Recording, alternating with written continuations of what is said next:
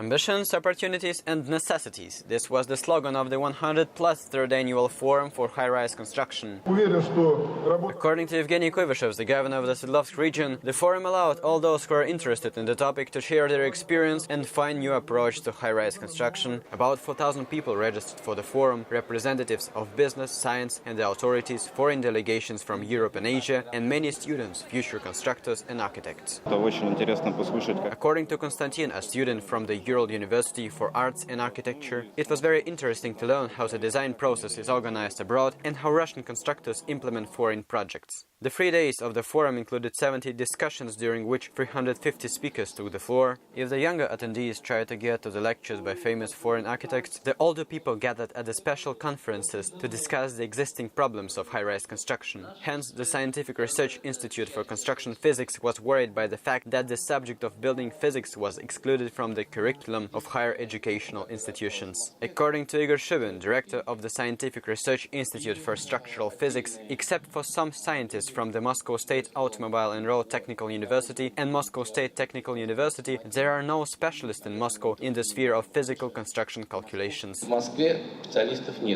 There is nobody to calculate thermal physics, vibrations and acoustics in high-rises, nobody to carry out the construction expertise. This situation has a backdrop of an absence of high-rise norms and regulations, but nevertheless a planned increase in the high-rise introduction volume. Thus, at the request of the Moscow government, building solar exposure standard has been decreased, which gives the capital's authorities carte blanche for denser urban development. According to Igor Shubin, today's risk of tuberculosis is higher than in the 1930s, when the standard for building solar exposure was introduced. Meanwhile, according to opinion polls, only 7% of Muscovites would like to live in high-rises. Experts noted the high level of energy consumption by skyscrapers. For example, the Burj Khalifa Tower in the UAE consumes half the volume of energy that the town of Yartsevo in the Smolensk region, with a population of 5,000 people, does. Thus, high-rises are not ecologically friendly, and they impact upon human psychology, to say nothing of inevitable failures in urban traffic systems. According to Mikhail Blinken, director of the Institute for Transport Economics of the National Research University, the presence of the high-rise buildings within a 9-kilometer radius negatively impacts upon urban traffic.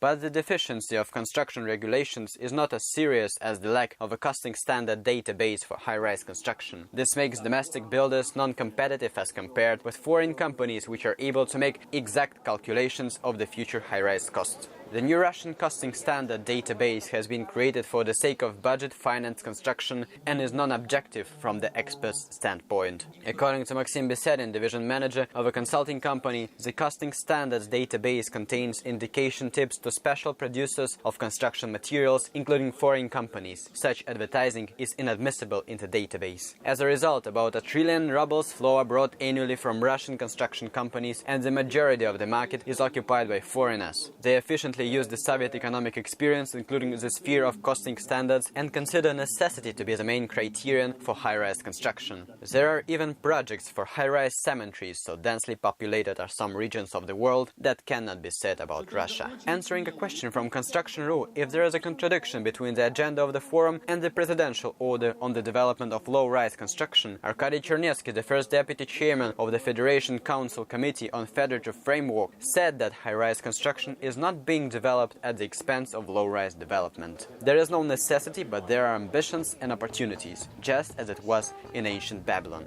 Petr Larin, Construction.ru.